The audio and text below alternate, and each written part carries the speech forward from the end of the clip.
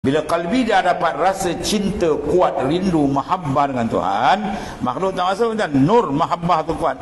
Hilang yang lain. Ada yang ketiga tu tak ada apa dah. Sebab yang dia nak dalam dunia ni redha Tuhan. Yang dia takut dalam dunia ni murka Allah. Orang tak ada hal lagi dia. Orang nak puji dia pun tak rasa. Orang caci dia pun dia tak rasa. Baru dia duduk makam ikhlas. Yang Quran sebut la yakhafuna laumata laim, dia tidak takut celaan orang yang kan. Ini bila orang kata sikit dia termenung kan. Balik bini dia kata pasal abang kau tak tidur ni. Dari tangan letak tadai. Hoi, tak boleh kata. Dia bantai aku rapat ke tu. Dia kena bantai rapat tuan. Dia tak tahu wali tadi 10 kali tuan.